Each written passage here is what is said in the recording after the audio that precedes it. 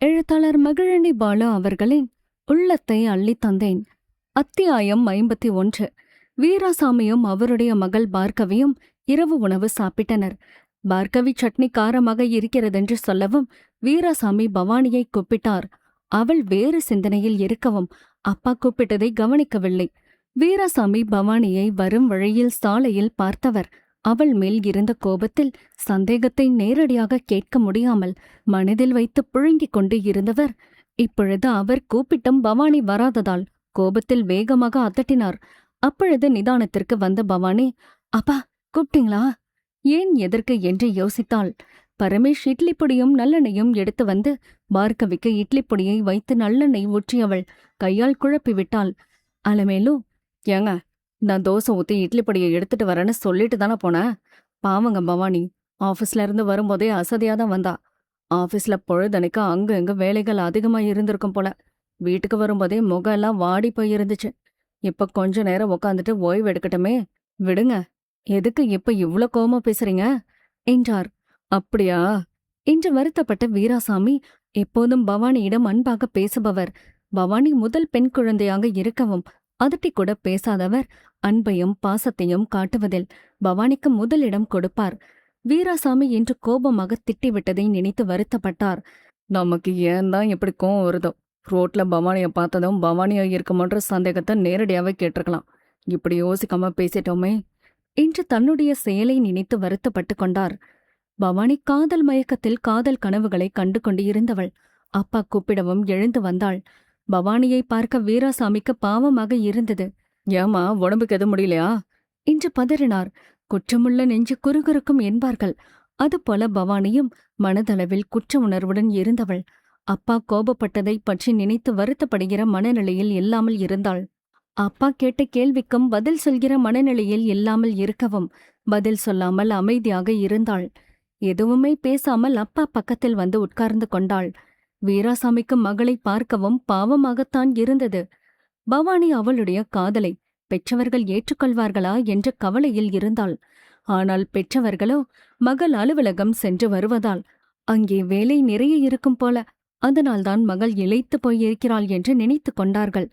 வீராசாமி இப்பொழுது நாமும் பவானியை திட்டி நோகடித்து விட்டோமே என்று வருத்தப்பட்டார். தன்னுடைய தட்டில் இருந்த தோசையை பவானிக்கு ஊட்டினார். அவளும் காதல் மயக்கத்தில் இருந்ததால் சாப்பிட பிடிக்காமல் இருக்கவும் அப்பா பாசமாக ஊட்டியது பவானிக்கு அமிர்தமாக இருந்தது. அப்பா ஊட்டிவிடவும் மறுக்காமல் சாப்பிட்டாள். வீராசாமி மகளுக்கு ஊட்டிக்கொண்டே அவரும் சாப்பிட்டார். பார்கவி, அப்பா எனக்கு ஊட்டி விடுங்க, அக்கா மட்டும்தான் உங்க செல்லப்பிள்ளையா, அவங்களுக்கு மட்டும் ஊட்டி விடுறீங்கப்பா என்றாள். அப்படி இல்லம்மா, எனக்கு நீங்க 3 பேருமே 3 முத்துக்கள் தான். இதுல ஒசந்தவங்க தாழ்ந்தவங்கன்னு யாரும் இல்லம்மா. நீங்க 3 பேருமே என்னோட செல்ல மகள்கள் தான். நீங்க 3 பேரும் எனக்கு வசதி தான். அதுவும் நீ கடைக்குட்டி. சின்ன குழந்தை உன்கிட்ட பாசம் காட்டாம வேற யார்கிட்ட பாசத்தை காட்ட பாரு. உனக்கு தான் வாய்ப்பு இருக்குதே. என்னோட தட்டுல சட்னி தானே இருக்கு என்று சொல்லிக்கொண்டே பார்கவி தட்டில் இருந்த இட்லி பொடியை தோசையில் தொட்டு பார்கவிக்கு ஊட்டிவிட்டார். பரமேஷ் வேகமாக இட்லி பொடியை எடுத்து வந்து அப்பா தட்டில் வைக்க வந்தாள். வீராசாமி, எனக்கு இட்லி பொடி வேண்டாமா, பாரு தட்டுல இருந்த சட்னியையும் நானே எடுத்து போட்டுக்கிட்டேன், இதுவே போதும் என்று சொல்லியும் கேட்காமல் இட்லி பொடியை வைத்து நல்லெண்ணெய் நிறையவே விட்டாள். அலமேலுவும் தோசையை கொண்டு வந்து கணவரிடம் தட்டில் வைத்தவரிடம், எதுக்குமா இன்னும் தோசை வைக்கிறா, தட்டுல இருக்க தோசையே போதும் என்றார். அதான் உங்க செல்ல குழந்தைகளுக்கு ஊட்டி விடுறீங்களே. ஆமா, வாயில விரல வச்சா கடிக்க தெரியாத பச்சை குழந்தைங்க உங்க மகளுங்க, அதனாலதான் ஊட்டி விடுறீங்களாக்கும் என்று கிண்டலாக கூறிய அலமேலு அடுத்த தோசையையும் எடுத்து வந்து தட்டில் வைத்தார். ஏம்மா இப்படி கண்ணு வைக்கிற? எத்தனை வயசானாலும் நம்மளோட பிள்ளைங்க நமக்கு செல்ல குழந்தைகள் தான். வயசாகிட்டா அவங்க மேல வச்சிருக்க பாசம் குறைஞ்சிடுமா என்ன என்று கேள்வியை கேட்டார். கணவர் சொல்லியதை காதில் வாங்கி கொண்ட அலமேலு, அது உண்மைதாங்க, நம்மளோட பாசம் எப்போதும் குறைய போறதில்ல. ஆனா அவங்களுக்கு கல்யாணம் செஞ்சு கொடுத்த பிறகு இந்த பாசம் அன்பு எல்லாம் நாம காட்டினாலும் அவங்க அதை நமக்கு திருப்பி காண்பிக்கவும் நேரம் இருக்காது. நம்மள்ட்ட பேசவும் இவங்களுக்கு நினப்பு இருக்க போறதில்ல.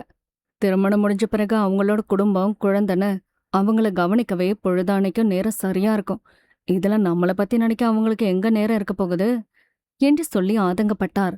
பரமேஷ் அப்பா பக்கத்தில் வந்து உட்கார்ந்தவள், சரி சரி பேசுனது போதும், உங்களோட பஞ்சாயத்தா அப்புறமா வச்சுக்காங்க, எனக்கும் பசிக்குது, உங்க செல்ல மகள்களுக்கு தோசை ஊட்டுறீங்களே, எனக்கும் ஊட்டுங்க என்றாள். பவானி, எனக்கு போதும்பா என்று சொல்லிவிட்டு எழுந்து சென்றாள். இன்று அப்பா ஊட்டிவிடவும் பவானி நிறையவே சாப்பிட்டாள். தண்ணீர் குடித்துவிட்டு சென்று படுக்கப் போனாள். எப்படியும் படுத்தவுடன் நமக்கு தூக்கம் வரப்போவது இல்லை. படுத்து நல்ல கனவுகளையாவது கண்டு ரசிப்போம். காதல் கனவு காண்பதும் ஒரு தனி சுகமே. படுத்து தூங்குவது போல கண்களை மூடி வண்ண வண்ண கனவுகளை காண்போம் என்று நினைத்து கொண்டு படுத்தவள் கண்களை மூடிக்கொண்டாள். பாருவும், எனக்கு தோசை போதும் என்று சொல்லிவிட்டு தட்டில் மீதம் இருந்த பொடியை வழித்து நக்கிவிட்டு மடமடவென தண்ணீரை குடித்தவளுக்கு பொடி காரம் இல்லாமல் இருக்கிறது என்று எண்ணெய் மணக்க நன்றாக இருக்கவும் வெறும் வாயில் சாப்பிட்டது அவ்வளவு காரமாகி நாக்கு எரிய ஆரம்பித்தது. ஆவு என்று வாசித்துக் கொண்டே தண்ணீர் எடுத்து குடித்தும் காரம் அடங்காமல் இருக்கவும் பேரீச்சம்பழ டப்பாவை எடுத்து 2 பேரீச்சம்பழங்களை வாயில் போட்டவளுக்கு காரமாக இருக்கவும் பனங்கற்கண்டு எடுத்து வாயில் போட்டுக்கொண்டாள். அப்பொழுதும் சிறிது காரம் இருக்கவும் அம்மாவிடம் வந்து ஆ ஊ என்றாள். அளமேலு தோசை ஊற்றி முடித்தவுடன் சாப்பிட தோசையை எடுத்து வைத்தார். பார்கவி காரம் என்று சொல்லி புலம்பியவளுக்கு லட்சுமி அம்மா கொண்டு வந்த லட்டு எடுத்து வந்து பார்கவிக்கு கொடுத்தார். இந்தா பாரோ, அம்மாச்சி கொண்டு வந்த லட்டு. இந்த லட்டை சாப்பிடுமா, இட்லி பொடி காரமே இல்ல, எதுக்கு இந்த குதின்னு குதிக்கிற என்று சொல்லி லட்டை சாப்பிட்டு தண்ணீர் குடி சரியாகிவிடும் என்று கூறினார். லட்டு சாப்பிட்றதுக்கு முன்னாடி நல்லெண்ணெய வாயில ஊத்தி கொஞ்ச நேரம் அப்படியே வச்சிருமா பாரோ. என்ன வாயில கொஞ்ச நேரம் இருந்த பிறகு தண்ணி போல மாறிடும். அப்பா அதை துப்பிட்டு வந்து இந்த லட்டை சாப்பிடு என்று சொல்லி நல்லெண்ணெயை எடுத்து வந்து பார்கவியின் வாயில் ஊற்றினார். சரிம்மா என்று வாயில் வைத்து இருந்த எண்ணெயுடன் தலையை இடதும் வலதுமாக ஆட்டினாள். பரமேஸ் எல்லாரும் சாப்பிட்ட பாத்திரங்களை எடுத்துக்கொண்டு சென்று கழுவுகிற இடத்தில் வைத்தாள். ஆனாலும் வீராசாமி மகள்களுக்கு சாப்பாடு ஊட்டிக்கொண்டே சாப்பிடவும் வயிறு நிறைந்ததை விட மனது நிறைந்தது போல இருந்தது. அளமேல சாப்பிட்டவுடன் பரமேஷ் பாத்திரங்களை தேய்த்து கொடுத்தாள். அலமு பாத்திரங்களையும் கழுவி வைத்தவர் அடுப்பு துடைத்து வேலைகளை முடித்தவுடன் படுக்க சென்றனர். அத்தியாயம் 52. வீராசாமி பவானியிடம் கோபப்பட்டதை நினைத்தவர் எதையும் தீர விசாரிக்காமல் முடிவு செய்யக்கூடாது. கண்களால் பார்ப்பதும் பொய், காதால் கேட்பதும் பொய், நேரில் தீர விசாரிப்பதே மெய் என்ற பழமொழி அவருக்கு நினைவுக்கு வரவும் மகளிடம் இருந்த கோபத்தை குறைத்து கொண்டார். ஆனாலும் மனதின் ஓரத்தில் மகள் மீது சிறிதளவு சந்தேகம் இருந்தது. ஒரு தந்தையாக மகள் மீது இருந்த கோபத்தை மறந்து மகளுக்கு சாப்பாடு ஊட்டிவிட்டது மனதுக்கு நிறைவாக இருந்தது. பவானிக்கு தன்னுடைய காதலனுடன் ஸ்கூட்டரில் போனதை அப்பா பார்த்தது தெரியாமல் இருந்தாலும் அவளால் நிம்மதியாக இருக்க முடியவில்லை. என்றைக்காவது ஒரு நாள் நாம் மேனேஜருடன் ஊர் சுற்றும் பொழுது யாராவது பார்த்துவிட்டு அப்பாவிடம் சொல்லிவிடுவார்களோ என்கிற பயம் ஒரு பக்கம் இருந்ததால் காதலனுடன் சேர்ந்து டூயட் பாடுவதாக கனவும் கண்டு மகிழ்ந்தாள். தன்னுடைய காதலனுடன் வண்ண வண்ண கனவுகளைக் கண்டவளுக்கு உடனே காதலனுடன் போனில் பேச வேண்டும் போல தோன்றியது. ஆனாலும் நம்முடைய அருகில் தங்கைகள் இருவரும் படுத்து இருக்கிறார்கள். இப்பொழுது போன் பேசினால் அவர்களுக்கு தெரிந்துவிடும். அதுவும் இந்த நேரத்தில் பேசுவது தவறு என்று நினைத்தாலும் மனது கேட்காமல் வாட்ஸ்அப்பில் மேனேஜருக்கு குறுஞ்செய்தியை அனுப்பினாள். நல்ல தம்பி பவானி அனுப்பிய குறுஞ்செய்தியை பார்த்தவர் பவானிக்கு குறுஞ்செய்தியை அனுப்பத் தோன்றவில்லை. அவருடைய காதல் உண்மையான காதலாக இருந்தால்தானே காதலியுடன் கொஞ்சி பேசி சந்தோஷப்பட ஆசை வரும். பவானியை ஏமாற்றி ஆசை வார்த்தைகளை பேசி அவளை மயக்கி அடைய வேண்டும் என்கிற நோக்கத்தோடு அவளுடன் ஊர் சுற்றுகிறார். அதுவும் பவானியும் நம்மை முழுவதும் நம்பி நம்முடைய வலையில் விழுந்து விட்டாள். இனி எந்த நேரமும் நாமும் எங்கே கூப்பிட்டாலும் வரக்கூடிய மனநிலையில்தான் அவள் இருக்கிறாள். அப்படி இருக்க இந்த இரவு நேரத்தில் பேய் மாதிரி நம்முடைய வாட்ஸ்அப்பில் காதல் மொழிகளை பேசி அனுப்பி இருக்கிறாள். அவளுக்கு வேறு வேலை இல்லை. நம்முடைய தூக்கத்தை கெடுத்துக்கொண்டு அவளுக்கு பதில் அனுப்பினாலும் தொடர்ந்து பதில் அனுப்புவாள். அதுவே நாளை பின்னே நாம் ஏமாற்றிவிட்டதற்கு சாட்சியாக அமைந்துவிட வாய்ப்பு இருக்கிறது என்று நினைத்தவர் பவானிக்கு பதில் எதுவும் அனுப்பாமல் காலையில் அவளை நேரில் பார்க்கிற போது பதில் சொல்லிக்கொள்ளலாம். நமக்கு பொய் சொல்லவா தெரியாது, நான் நல்ல தூக்கத்தில் இருந்தேன் என்று சொல்லிவிடலாம் என்று நினைத்தவர் மனதில் எந்த உறுத்துதலும் இல்லாமல் படுத்து உறங்கினார். பவானி வாட்ஸ்அப்பில் குறுஞ்செய்தி அனுப்பியதை பார்த்த பிறகும் பதில் அனுப்பாமல் இருக்கவும் நிறைய நேரம் கண் விழித்து காதலனின் பதில் குறுஞ்செய்தியை எதிர்பார்த்து காத்து இருந்தவளுக்கு ஏமாற்றமாக இருந்தது. அவ்வளவு நேரம் எதிர்பார்ப்போடு இருந்தவள் தன்னை அறியாமல் தூக்கம் வந்து உறங்கிவிட்டாள். இந்த நவீன யுகத்தில் வாட்ஸ்அப், ஃபேஸ்புக் என்கிற வலைத்தளங்கள் நிறைய நல்லதை மக்களுக்கு கொடுத்தாலும் பவானியைப் போன்ற பெண்கள் நன்கு படித்து இருந்தாலும் இப்படி தன்னுடைய வாழ்க்கை துணையை தேர்வு செய்வதில் நல்லவர் கெட்டவர் யார் என்பதை அறியாமல் வேலை பார்க்கிற இடங்களிலும் நேரடியாகவும் வலைத்தளங்கள் மூலமாகவும் தவறானவர்களை தேர்வு செய்து காதல் வலையில் விழுந்து விடுகிறார்கள். இதனால் பாதிக்கப்படுவது பெண்கள் மட்டும்தான். தன்னுடைய எதிர்காலம் பற்றிய கவலையின்றி பவானி நன்கு உறங்கிக் கொண்டு இருந்தவளை மஞ்சள் வெயிலும் தங்கைகளின் பேச்சு சத்தமும் பவானியை கண்விழிக்க வைத்தது. நன்கு உறங்கிக் கொண்டு இருந்தவள் எழுந்திருக்க மனது இல்லாமல் அப்படியே படுத்து இருந்தவளை பார்க்கவி வந்து, அக்கா விடிஞ்சு நேரமாச்சு, எழுந்திருங்க, அக்கா அப்பா சத்தம் போடுறாரு என்று சொல்லவும் அறக்க பறக்க எழுந்து கொண்டாள். அப்பா ஏனோ நேற்றிலிருந்து நம்மிடம் கோபமாக இருக்கிறார். நாமும் இவ்வளவு நேரமாகியும் எழுந்து கொள்ளாமல் படுத்து இருக்கிறோமே என்று நினைத்து கொண்டாள். உடனே எழுந்து அப்பா கண்ணில் படாமல் அவசரமாக பாத்ரூம் சென்று குளித்து ஃப்ரெஷ்அப் ஆகி வந்தாள். ரூமில் ட்ரெஸ் மாற்றி கிளம்பிக் கொண்டே நேரத்தை ஓட்டிக்கொண்டு இருந்தாள். வீராசாமி பார்கவியை பள்ளிக்கூடம் அழைத்து செல்லும் வரை ரூமில் இருந்தவள் அப்பா கிளம்பி போனவுடன் அவசரமாக தன்னுடைய பேக்கை எடுத்துக்கொண்டு, அம்மா நான் ஆபீஸ் கிளம்புறேன் என்றாள். அலமேலு பவானியிடம் வந்து, டிஃபன் சாப்பிட்டு போமா, நல்லா சாப்பிட்டு போனாதான் அங்க வேலை தெம்பா பார்க்க முடியும் என்று சொல்லி பவானியிடம் டிஃபன் பாக்ஸ் டப்பாவை கையில் கொடுத்துவிட்டு, இத பையில வச்சுட்டு வா, வந்து சாப்பிடுமா என்று அக்கறையுடன் கூறினார். பவானியும் அம்மா கொடுத்த டிஃபன் பாக்ஸை வாங்கி பேக்கில் வைத்தவள் டிஃபனை அவசரமாக சாப்பிட்டாள். அவசரமாக சாப்பிடவும் பவானிக்கு விக்கல் வந்தது. அலமேலு, எதுக்குமா இப்படி அவசரமா சாப்பிடுற? பொறுமையா சாப்பிடுமா, முதல்ல தண்ணி எடுத்துக்குடி, அப்பதான் விக்கல் நிக்கும் என்று சொல்லிக்கொண்டே வந்து தண்ணீர் கொண்டு வந்து கொடுத்தார். பவானி தண்ணீரை வாங்கி வேகமாக குடிக்கவும் பொறை ஏறியதுடன் தும்மலும் இருமலும் வந்து தடுமாறி போனாள். நல்ல வேளை அம்மா தண்ணி கொடுத்துட்டு கிச்சனுக்கு போயிட்டாங்க, இப்படி தண்ணி குடிக்கிறத பார்த்தா திட்டுவாங்க என்று நினைத்தவள் திரும்பவும் அவசரமாக சாப்பிட ஆரம்பித்தாள்.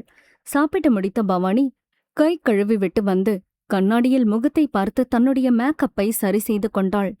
தண்ணீர் குடிக்கும்போது ட்ரெஸ் எல்லாம் தண்ணீர் கொட்டிவிட்டதில் ஈரமாகியதை டவலில் துடைத்து பார்த்தாள். அப்பொழுதும் ஈரம் உணரவில்லை. ட்ரெஸ்ஸை மாற்றினால் நேரமாகிவிடும் என்று நினைத்தவள் திரும்பவும் டவலில் துடைத்து கொண்டவள் அம்மாவிடம் சொல்லிவிட்டு அலுவலகம் கிளம்பி சென்றாள். பவானி எப்போதும் அப்பா அப்பா என்று எந்த நேரமும் அப்பா கூடவே இருப்பவளுக்கு இப்பொழுது அப்பாவிடம் இருந்து விலகிப் போகத் தோணுகிறது என்று நினைத்தவள் எதிரில் அப்பா வருகிறாரா என்று பார்த்து கொண்டே நடந்து சென்றாள். பவானி சாலையில் வேடிக்கை பார்த்து கொண்டே போகவும் வேகமாக வந்த காரில் இடித்துக்கொள்ள பார்த்தாள். நல்ல வேளை காரில் வந்தவர் பிரேக் போட்டு வண்டியை நிறுத்தியவர் அப்படியே பவானியை அழைத்து 2 வார்த்தை திட்டிவிட்டு சென்றார். நமக்கு இதுவும் வேணும் இன்னமும் வேணும். ரோட்ல கவனமில்லாம நடந்து போனா இப்படி ரோட்ல போற வரவன் கிட்டலாம் திட்டு வாங்க வேண்டியிருக்குது என்று நினைத்து கொண்டாள். கார் ஓட்டுபவர் திட்டியதை யாரும் பார்த்து விட்டார்களா என்று சுற்றிலும் பார்த்தவளுக்கு எதுவும் தோன்றாமல் தன்னுடைய கேள்விக்கு விடை தெரியாமல் வேகமாக நடந்து அலுவலகம் சென்றாள். பவானி அலுவலகம் போகிற வழியில் எப்போதும் அப்பாவிடம் வரும்போது பூ வாங்குகிற கடையில் பூ வாங்கி கொண்டாள். பூக்கடைக்கார அம்மா, ஏம்மா தனியா வர, எப்பவும் உங்க அப்பா கூடவே தானே வருவ என்று கேட்டவரிடம், அப்பாக்கு ஆபீஸ்ல வேலை இருக்குன்னு அப்பா சீக்கிரமா கிளம்பிட்டாங்க என்று சொல்லிக்கொண்டே பூ வாங்கியதற்கு பணம் கொடுத்தாள். பவானி பூவை வாங்கியவுடன் தலையில் பூவை வைத்தவள் அப்பா கூட வராமல் தனியாக வரவும் வண்டியில் உள்ள கண்ணாடியில் முகத்தை பார்க்க முடியாமல் வருத்தத்துடன் கிளம்பி அலுவலகம் சென்றாள். அங்கே வீராசாமி பார்கவியை பள்ளிக்கூடத்தில் விட்டுவிட்டு வந்தவர் அலமேலு கொடுத்த டிஃபனை சாப்பிட்டுக் கொண்டே, எங்கம்மா பவானி சாப்பிட்டுச்சா என்றார். அப்பவே பவானி சாப்பிட்டுட்டு நான் நடந்தே போறேன்னு சொல்லி கிளம்பிட்டாங்க என்றார். உடனே மணியை பார்த்த வீராசாமி, பவானிக்கு ஆபீஸ் போக இன்னும் நேரம் இருக்கே, நான் கிளம்பி வந்த பிறகு ஆபீஸ் போனாலே போதுமே, அதுக்குள்ள எதுக்கு பாப்பா இவ்வளவு அவசரமா போகுது என்று நினைத்தவருக்கு நேற்றைய நிகழ்வு மனதில் வந்து போனது. ஏங்க சாப்பிடுங்க, சாப்பாட்டை பார்த்துக்கிட்டே எதை பத்தி யோசிக்கிறீங்க என்று அளவு கேட்கவும் வீராசாமி மனைவியிடம் பவானியை பற்றி இப்போதைக்கு எதுவும் சொல்ல வேண்டாம் என்று நினைத்தவர், அது ஒண்ணுமில்ல என்றார். முதல்ல சாப்பிடுங்க, சாப்பிடும்போது எதையும் யோசிக்காம சாப்பாட்டுல கவனம் செலுத்தி சாப்பிட்டாதான் உடம்புல சாப்பாடு ஒட்டும், அதனால எதுவா இருந்தாலும் சாப்பிட்ட பிறகு யோசிக்கலாம், இப்ப சாப்பிடுங்க என்று சொல்லவும், சரிமா என்றவர் டிஃபனை சாப்பிட்டார். அலமுவிடம் சொல்லிவிட்டு அலுவலகம் கிளம்பியவர் போகிற வழியில் பவானி அலுவலகம் வரை போய்விட்டு போகலாம் என்று நினைத்தவர் அலுவலகம் வாசல் வரைக்கும் சென்றவர் உள்ளே போகத் தயங்கிக் கொண்டே நின்றார். அலுவலகம் உள்ளே எந்த காரணத்தை சொல்லி போவது என்று யோசித்துக் கொண்டு இருக்கும் பொழுது பியூன் பெருமாள் அலுவலகத்தில் இருந்து வெளியில் வந்தவர், "வாங்க சார், வணக்கம்" என்றார். "ஏன் சார், இப்பதானே பவானி மேடமா ஆபீஸ்ல கொண்டு வந்து விட்டீங்க? எதுவும் சொல்லணுமா? நான் கூப்பிடவா?" என்று சொல்லி 2 எட்டு பின்னால் எடுத்து வைத்தார். "ஐயோ, இப்ப பவானியை கூப்பிட வேணாங்க சார். நான் என்னோட நண்பரை பார்க்க இங்க வர சொல்லியிருந்தேன். அதான் இங்க வராரான்னு பார்த்துட்டு இருக்கேன்" என்று சொல்லவும், சரி என்று சொல்லிவிட்டு பியூன் அவருடைய வேலையை பார்க்க கிளம்பினார். அத்தியாயம் 53. யாருக்குமே தங்களுடைய மகள் தனியாக வெளியில் சென்றாலும் படிக்கவும் வேலை பார்க்கவும் வெளியில் சென்றவர்கள் வீடு வந்து சேர்கிற வரைக்கும் வயிற்றில் நெருப்பை கட்டிக்கொண்டு தான் இருக்க வேண்டிய நிலைமையே உள்ளது. அதுவும் இன்றைய காலங்களில் உள்ள பெற்றவர்களின் மனநிலையும் இதுதானே.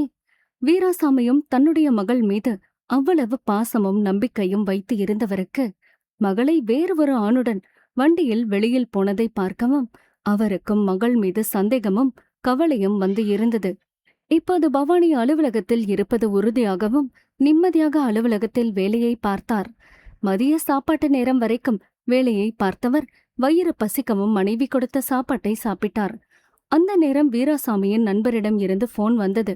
சாப்பிட்டு முடித்த பிறகு கை கழுவி விட்டு வந்து கைபேசியை எடுத்து பார்த்தார்.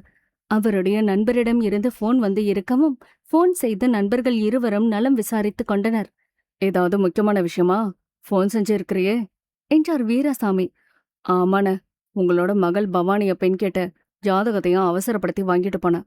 ஆனா மாப்பிள்ளைய பெத்தவங்க பொருத்தம் சரியில்லைன்னு சொல்லிட்டாங்களேன்னு வருத்தம் மனசுல இருந்துச்சு.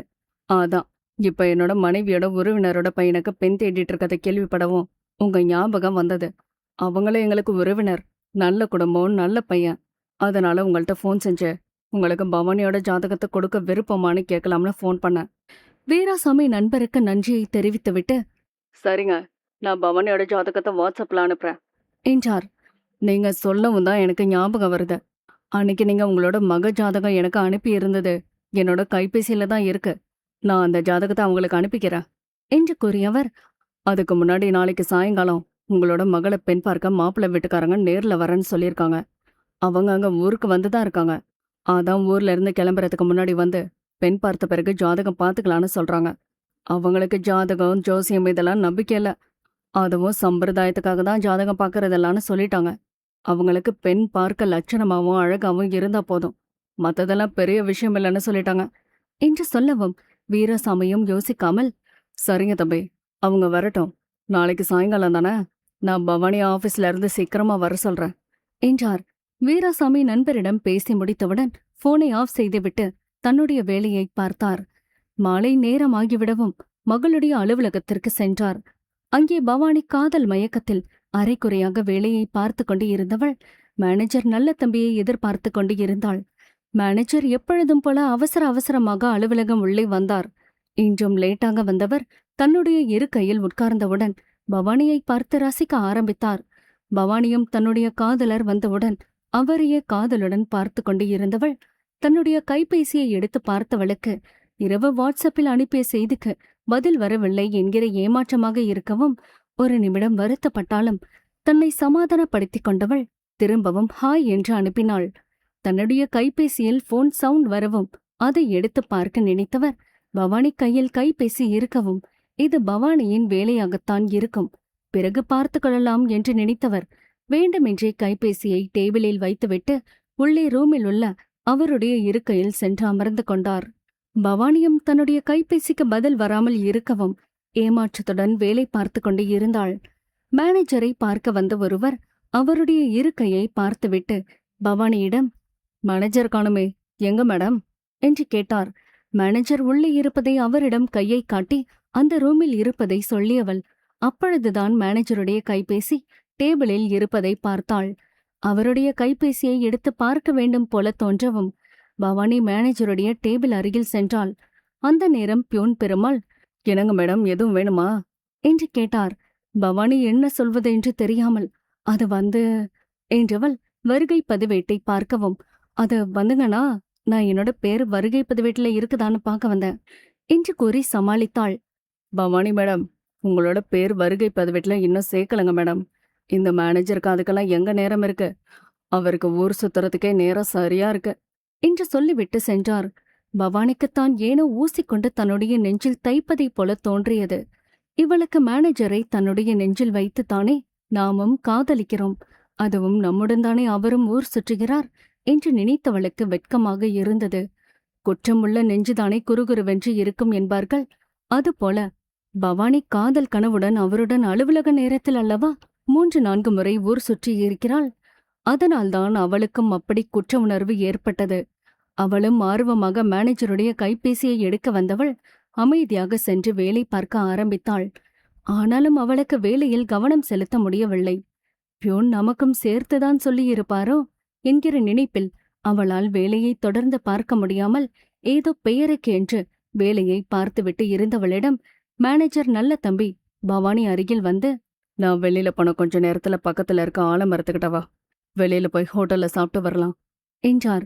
பவானி, நான் சாப்பாடு எடுத்து வந்திருக்கேன் என்று கூறியதை காதில் வாங்காமல் வெளியில் சென்று விட்டார். பவானி என்ன செய்வது என்று கையை பிசைந்து கொண்டு யோசித்தவள் தன்னுடைய பேக்கை எடுத்துக்கொண்டு பியூனிடம், அண்ணா வீட்டுக்கு போய் சாப்பிட்டு வர என்றாள். அலுவலகத்திலிருந்து வெளியில் வந்தாள். மேனேஜர் சொல்லியதைப் போல பவானியின் கால்கள் அவளை அறியாமல் ஆலமரத்தை நோக்கி சென்றது.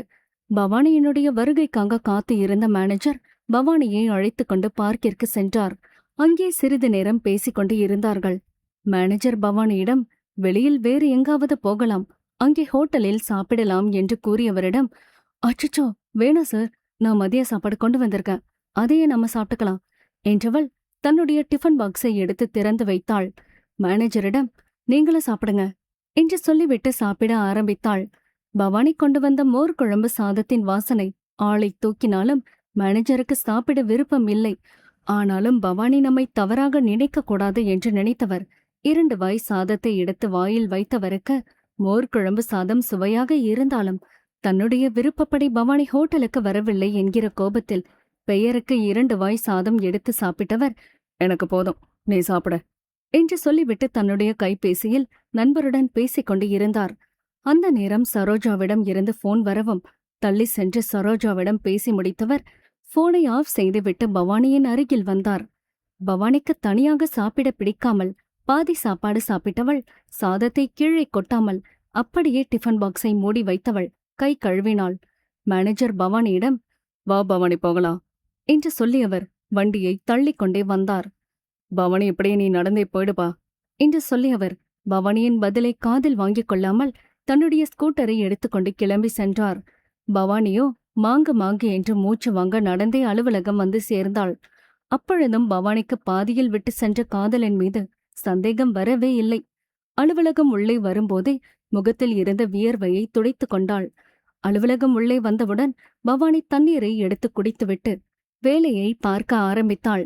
மாலை நேரமாகிவிடவும் வீராசாமி மகளை அழைத்துக் கொண்டு செல்வதற்கு அலுவலகம் உள்ளே வந்தவர், பவானி வாமா போகலாம் என்றார். பவானி தன்னுடைய அப்பாவை பார்த்தவள், தோ வரப்பா என்று சொல்லிவிட்டு பேக்கை எடுத்துக்கொண்டு மேனேஜருடைய இருக்கையை பார்த்தவள் ஏமாற்றத்துடன் அப்பா பின்னாடியே வெளியில் சென்றாள். அப்பாவும் மகளும் வீட்டுக்கு செல்கிற வரைக்கும் எதுவும் பேசிக்கொள்ளாமல் சென்றனர். அத்தியாயம் 54. வீராசாமி வீட்டு வாசலில் வண்டியை நிறுத்தியவுடன் வண்டியில் இருந்து இறங்கிய பவானி காலில் போட்டு இருந்த செருப்பை வேகமாக கழட்டிவிட்டு உள்ளே சென்றாள். அதே போலவே தன்னுடைய பெற்றவர்களின் உண்மையான அன்பையும் மறந்துவிட்டு அவர்களின் மானத்தையும் காற்றில் பறக்கவிடப் போகிறாள்.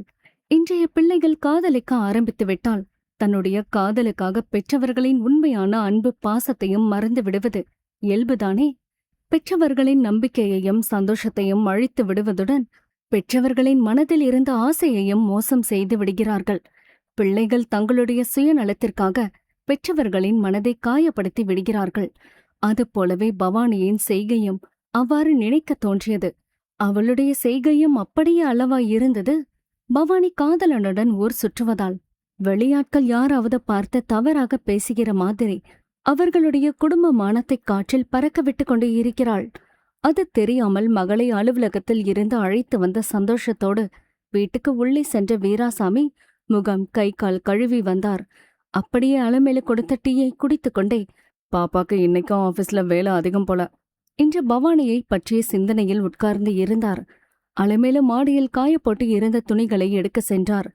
வீராசாமி மனைவியின் பின்னாடியே மாடிக்கு சென்றவர் மனைவிக்கு உதவியாக துணிகளை எடுத்து மடித்து கொடுத்து கொண்டே மதியம் நண்பர் போன் செய்து அவருடைய உறவினரின் பையனுக்கு பவானியை பெண் கேட்டதை பற்றியும் நாளைக்கு சாயங்காலம் மாப்பிள்ளை வீட்டினர் பெண் பார்க்க வருவதாக சொல்லியதையும் கூறினார். அலமேலு, சரிங்க, பொண்ணு பக்கம் தானே வராங்க, நாளைக்கு அவங்க வந்து பவானிய பெண் பார்த்துட்டு போகட்டுமே, அதுக்கேங்க இது சொல்ல என்கிட்ட இவ்வளவு தயங்கிக்கிட்டு சொல்றீங்க? அதுக்கு இல்ல அலமோ, இந்த மாப்பிள்ளைய பவானிக்கு பிடிக்கணுமே.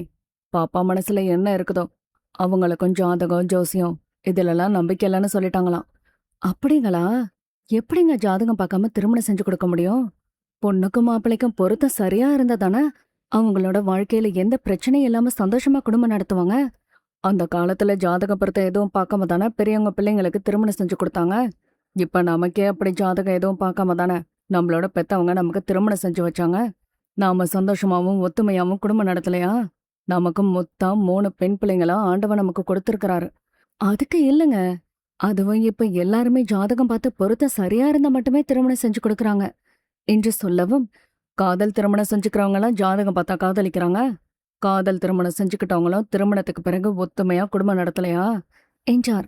இதற்கு மேல் இவரிடம் வாக்குவாதம் பண்ணக்கூடாது என்று நினைத்த அலமேலு, சரிங்க, நாளைக்கு மாப்பிள்ளை வீட்டுக்காரங்க வந்துட்டு போகட்டும், நான் பஜ்ஜி வடை கேசரி எல்லாம் செஞ்சிடுறேன் என்று சொல்லவும், வீராசாமி, எதுக்கு உனக்கு சிரமம், இங்க பக்கத்துல இருக்க பலகாரம் செய்யற கடையில வாங்கிக்கலாம். சரிங்க, நாளைக்கு பவானியும் ஆபீஸ் போகாம லீவ் போட சொல்லட்டுமா? இதுக்கு எதுக்குமா லீவ் போட சொல்லணும்? அவங்களும் சாயங்காலம் தானே பார்க்க வராங்க. மாப்பிள்ளை வீட்டுக்காரங்க இங்க வரதுக்குள்ள பவானி ஆபீஸ்ல இருந்து கிளம்பி வர சொல்லிடலாம். சரிங்க, வாங்க போகலாம் என்று மடித்த துணிகளை எடுத்துக்கொண்டு மாடியிலிருந்து கீழே வந்தனர். பவானி வீட்டுக்கு உள்ளே வந்தவுடன் ஃப்ரெஷ்அப் ஆகி வந்து அம்மா கொடுத்த டீயை குடித்தவள் அலமேலு மாடிக்கு சென்ற பிறகு பவானி தன்னுடைய பேக்கில் இருந்த டிஃபன் பாக்ஸை எடுத்து வந்தாள். பவானி மதிய சாப்பாடு பார்க்கில் உட்கார்ந்து சாப்பிட்டவள் பாதி சாப்பாடு சாப்பிட்டு முடிக்கிற பொழுதே நல்ல தம்பி அவளை கிளம்பி அலுவலகம் செல்லச் சொல்லவும் அப்படியே சாப்பாடு டப்பாவை மூடி வைத்துவிட்டு நடந்தே அலுவலகம் சென்றாள். மீதி இருந்த சாப்பாட்டை எடுத்து அம்மாவுக்கு தெரியாமல் வெளியில் சென்று சாதத்தை கொட்டிவிட்டு வந்தவள் அவசரமாக டப்பாவை கழுவி வைத்தாள். பவானி நல்ல பிள்ளையைப் போல டிவியை போட்டு பாட்டு கேட்டுக்கொண்டு இருந்தாள். பெற்றவர்கள் இருவரும் வந்து பவானி பக்கத்தில் உட்கார்ந்து கொண்டனர்.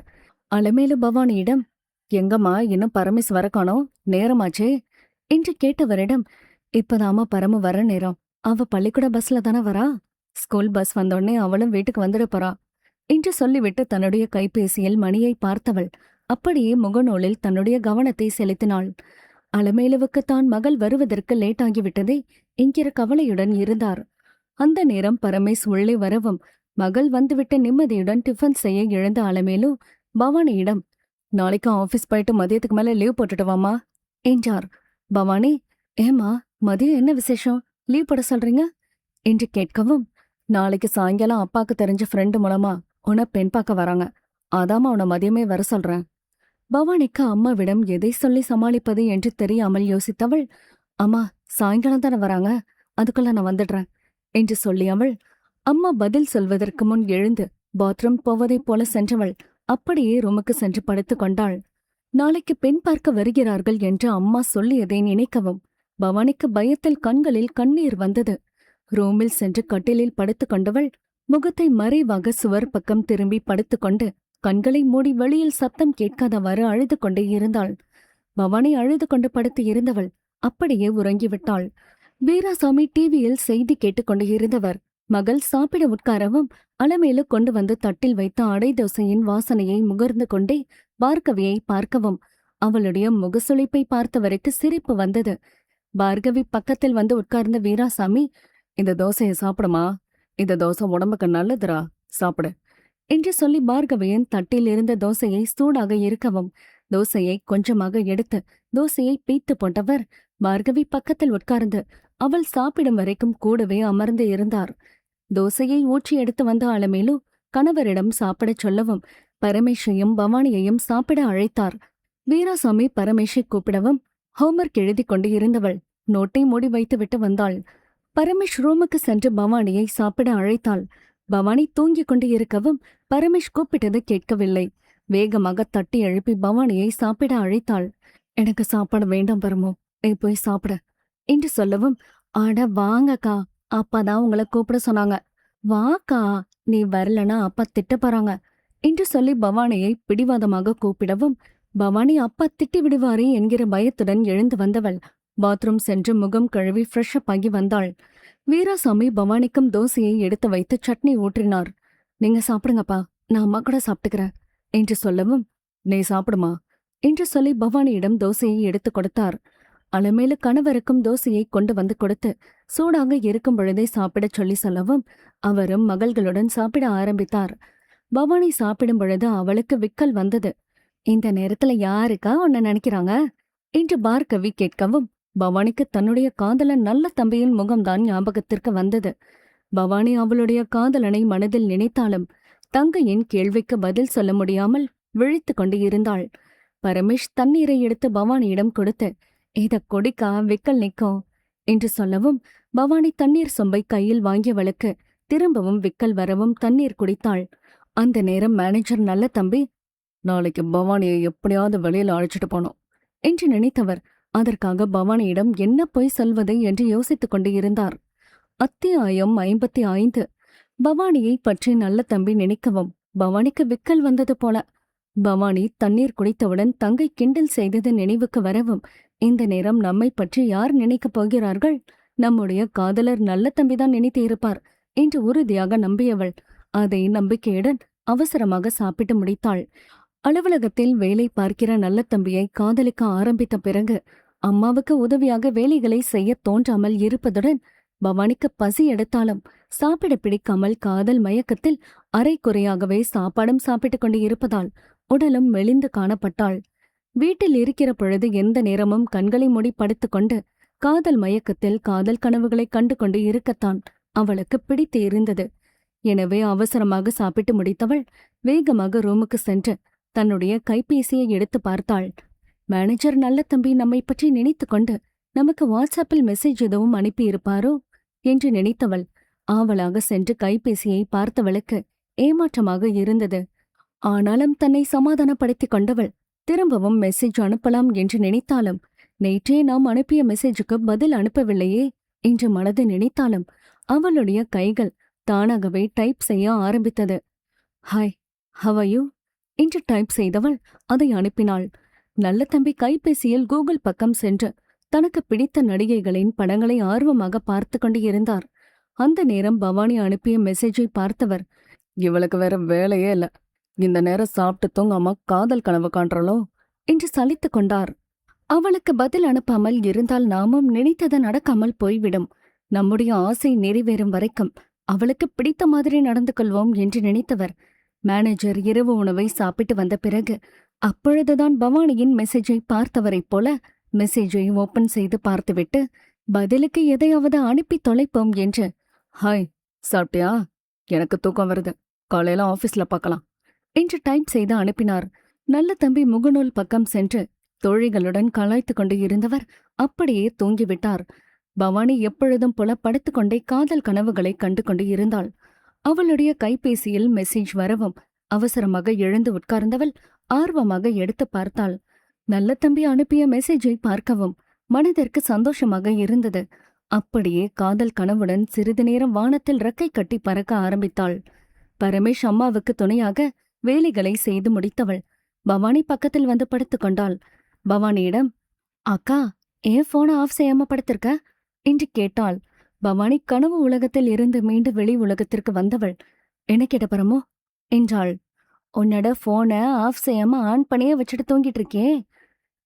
சரி பரமோ, எனக்கு அசதியா இருக்கவும் அப்படியே தூக்கம் வந்து தூங்கிட்டேன் என்றாள். பரமேஷ் சொல்லிய பிறகு எதுவும் தெரியாதவளைப் போல திரும்பவும் மெசேஜை படித்து பார்த்தவளுக்கு ஏமாற்றமாக இருந்தாலும் எப்படியோ தன்னுடைய மெசேஜுக்கு பதில் மெசேஜ் அனுப்பியிருக்கிறாரே என்று நினைத்து தன்னை சமாதானப்படுத்திக் கொண்டாள். பவானி சிறிது நேரம் திரும்ப திரும்ப அவளுடைய காதலன் அனுப்பிய மெசேஜின் உள்ள அர்த்தம் புரியாமல் அதையே படித்து பார்த்தவள் அப்படியே கற்பனையாக திரும்பவும் இருவரும் பதில் அனுப்பி கொண்டு இருப்பதாக நினைத்து சந்தோஷப்பட்டு கொண்டாள். பார்கவியும் படுத்தவுடன் உறங்கிவிட்டாள். ஆனால் பவானிக்குத்தான் தூக்கம் வராமல் கைபேசியில் பார்த்து கொண்டு இருந்தவளுக்கு சாயங்காலம் அப்பாவும் அம்மாவும் நம்மை பெண் பார்க்க மாப்பிள்ளை வீட்டினர் வருவதாக பேசிக்கொண்டு இருந்தார்கள். அம்மா வேற சாயங்காலம் பெண் பார்க்க வராங்க, சீக்கிரமா வீட்டுக்கு வரவும் சொல்லிட்டாங்க என்று நினைத்து கொண்டு இருந்தாள். நம்முடைய பெற்றவர்கள் இருவருமே இப்பொழுது உனக்கு திருமணம் செய்து கொள்வதற்கு விருப்பம் இருக்கிறதா என்று கேட்கவில்லையே, ஏதோ தகவல் சொல்வதைப் போல அல்லவா சொல்கிறார்கள் என நினைத்தவளுக்கு நாளைக்கு பெண் பார்க்க வருகிறார்கள் என்ற தகவலை சொல்லலாம் என்று நினைத்தாள். அவர் தூக்கம் வருகிறது என்று சொல்லிவிட்டாரே, இதைப் பற்றி இனி எப்படி நாளைக்குள் தெரிவிப்பது என்று நினைத்தவள் மனதில் குழப்பத்துடனும் தன்னுடைய எதிர்காலம் பற்றிய கவலையுடனும் படுத்து இருந்தவள் அப்படியே யோசனையுடன் இருக்கும்போது தன்னை அறியாமல் தூங்கிவிட்டாள். காலையில் எப்பொழுதும் போல பவானி லேட்டாக எழுந்து அவசரமாக கிளம்பினாள். காலை டிஃபனை அம்மா பிடிவாதமாக கொடுக்கவும் ருசி அறியாமல் பசிக்கு சாப்பிட்டாள். அலமு மகளிடம், நல்லா சாப்பிடுமா பவானி, இப்பெல்லாம் அரை வயிறு தான் சாப்பிட்ற, அங்க ஆபீஸ்ல வேலை உனக்கு அதிகமா இருக்குதா? உனக்கு வேலை பார்க்க கஷ்டமா இருந்தா ஆபீஸ் போகாம வீட்ல இருந்து ஓய்வெடுமா. இப்பவே உடம்பு இழைச்சு கண்ணெல்லாம் வத்தி போன மாதிரி இருக்கு. நீ வீட்ல இருந்து ஓய்வு எடுத்தாலாச்சும் உடம்பு தேறி நல்லா கவனிச்சுக்கலாம். உன்னை பெண் பார்க்க வர மாப்பிள்ளைக்க உன்னை பிடிக்கணும். அதுக்காகவாது உடம்பு தேத்துறதுல கவனத்தை செலுத்துமா என்று கூறினார். பவானி பதில் எதுவும் சொல்லாமல் அலுவலகம் போக கிளம்பியவள், நான் வரமா என்றாள். அலமேலு, என்னம்மா பவானி, நான் சொல்றத காதுல வாங்காம கிளம்புற? அம்மா, எனக்கு நேரம் ஆகிடுச்சு என்றாள். சரிம்மா, நீ மதியம் விடுமுறை எடுத்துக்கிட்டு சீக்கிரமா வீட்டுக்கு வந்துருமா. அப்பா இன்னைக்கு காலையில லீவ் போடாட்டா பரவாயில்ல, மதியானம் வர சொல்லிடலான்னு சொல்லியிருக்காங்க. மதியம் அரை நாள் லீவ் வாங்கிட்டு வந்துரு பவானி, மதிய சாப்பாடு வீட்டுல வந்து சாப்பிடுமா என்று சொல்லவும், சரிம்மா என்று சொல்லிவிட்டு பவானி நடந்தே அலுவலகம் கிளம்பி சென்றாள். வீராசாமி பார்கவியை பள்ளிக்கூடத்தில் விட்டு வந்தவர் வீட்டுக்குள் நுழையும் போதே பவானியை அழைத்துக் கொண்டேதான் உள்ளே வந்தார். அலமேலு, வாங்க, ஏன் பவானியை கூப்பிட்டுட்டே வரீங்க? பவானி அப்பவே ஆபீஸ் கிளம்பி போயிட்டா என்று சொல்லவும், பவானி ஆபீஸ் போக நேரம் இருக்குது, அதுக்குள்ள என்ன அவசரம்? பவானிய மதியம் வர சொல்லிட்டியா என்று கேட்டார். நான் பவானிய மதியமே சீக்கிரம் கிளம்பி வர சொல்லியிருக்கிறேன். நீங்க ஆபீஸ் போறப்ப பூக்கடையில உதிரி பூ வந்த உடனே கொண்டு வந்து கொடுக்க சொல்லிட்டு போங்க. நான் வீட்டு வேலையை முடிச்ச பிறகு பூக்கட்டி வைக்கிறேன் என்றார். சரிம்மா, நான் பலகாரம்லாம் அலுவலகத்திலிருந்து வரும்போதே வாங்கிட்டு வரேன் என்றார். ஏங்க, காரை மட்டும் வாங்கிட்டு வாங்க, நான் வீட்டுல கேசரி செஞ்சிடுறேன் என்று சொல்லவும், சரிம்மா, நான் சொன்னா கேட்கவா போறேன், ரவை இருக்குதா, வாங்கிட்டு வரட்டுமா என்றார். வீட்டுல ரவையும் நெய்யும் நிறையவே இருக்குது, அதுவும் ஈஸியா செய்யக்கூடிய ஸ்வீட் தானே கேசரி, அதனால நானே செய்றேன் என்று கூறினார். சரி என்று சொல்லிவிட்டு வீராசாமி அலுவலகம் கிளம்பி சென்றார். இன்று சீக்கிரமாக வீட்டுக்கு கிளம்ப வேண்டும் என்பதால் மேனேஜரிடம் பர்மிஷன் வாங்கிக் கொண்டவர் வேலையில் கவனம் செலுத்தி வேலையை செய்து கொண்டு இருந்தார். அப்படியும் என்று தன்னுடைய மகளை பெண் பார்க்க வருபவர்களுக்கு பவானியை பிடிக்குமா, பவானிக்கு மாப்பிள்ளையை பிடிக்குமா என்று தனக்குத்தானே கேட்டுக்கொண்டவர் அப்படியே வேலையில் கவனம் செலுத்தி வேலையை செய்தார். சிறிது நேரம் ஓய்வு எடுத்தவர் திரும்பவும் வேலையை செய்து கொண்டிருந்தவர் மணி 3 ஆகவும் மீதி வேலைகளை நாளைக்கு செய்து கொள்ளலாம் என்று தலைமை அலுவலரிடம் சொல்லிவிட்டு வீட்டுக்கு கிளம்பினார். இங்கு பவானியின் அலுவலகத்தில் மேனேஜர் நல்ல தம்பி எப்பொழுதும் போல லேட்டாக வந்தார். அவர் வந்தவுடன் ரூம் உள்ளே சென்று அங்கேயே வேலை செய்து கொண்டு இருந்தவர் மதிய சாப்பாட்டு நேரத்திற்கு பவானியின் அருகில் வந்து, நேற்று போல நான் போன பிறகு வா, வெளியில போயிட்டு வரலாம் என்றார். பவானி பதில் சொல்வதற்குள் அவசரமாக கிளம்பி வெளியில் சென்று விட்டார். இவர் பவானியை பார்த்து பேசிவிட்டு சென்றதையும் அவர் வெளியில் போன சிறிது நேரத்தில் பவானி கிளம்பி சென்றதையும் பார்த்து கொண்டு இருந்த 2 கண்கள் தனக்குத்தானே சிரித்து கொண்டது. அதை கவனிக்காமல் பவானி அவசரமாக கிளம்பி வெளியில் சென்றாள். மேனேஜர் இருக்கிற இடத்திற்கு போன பிறகு, சார், நான் வீட்டுக்கு போகணும், சாயங்காலம் என பெண் பார்க்க வராங்க என்று சொல்லியும் கேட்காமல், பெண் பார்க்க தானே வராங்க, அதுவும் சாயங்காலம் ஆக இன்னும் நேரம் இருக்குது, அதுக்குள்ள போயிட்டு வந்துடலாம் என்று கூறினார். பவானியை வண்டியில் ஏற சொல்லி பிடிவாதமாக சொல்லவும் பவானியும் காதல் மயக்கத்தில் நல்ல தம்பியின் வண்டியில் ஏறி அமர்ந்து கொண்டாள். இருவரும் பைபாஸ் ரோட்டில் உள்ள பெரிய ஹோட்டலுக்கு சென்றனர். மதிய சாப்பாடு சாப்பிடும்போதே இருவரும் சாதத்தை ஊட்டிக் கொண்டனர். பிறகு வெளியில் வந்து அருகில் உள்ள மரங்கள் நிறைந்த தோப்பு பக்கம் சென்று சிறிது நேரம் பேசிக்கொண்டு இருந்தனர். மேனேஜரும் பவானியின் உணர்ச்சிகளை தூண்டுமாறு முத்தம் கொடுப்பதும் கட்டிப்பிடிப்பதுமாக இருந்தார். பவானிக்கு பயத்தில் எதையும் ரசிக்கிற மனநிலையில் இல்லாமல் நேரமாகிவிட்டதே என்று தவித்துக் கொண்டு இருந்தாள். நல்ல தம்பி, சினிமாக்கு போகலாம் பவானி, காலையிலே டிக்கெட் புக் பண்ணிட்டேன் என்றார். ஆனாலும் பவானி, இன்னொரு நாள் சினிமா பார்க்க போகலாம் என்று சொல்லிவிட்டு மணி 4 ஆகிவிடவும் மேனேஜரிடம் சொல்லிக்கொண்டு ஒரு ஆட்டோ பிடித்து வீட்டுக்கு வந்து சேர்ந்தாள். வீராசாமி மகளை அழைத்து போக அலுவலகம் சென்றவர் பவானி கிளம்பி சென்றதாக பியூன் சொல்லவும் வீட்டிற்கு வந்து சேர்ந்தார். பவானி இன்னும் வீட்டுக்கு வரவில்லை என்று அலமு சொல்லவும் குழப்பத்துடன் அமர்ந்து இருந்தார்.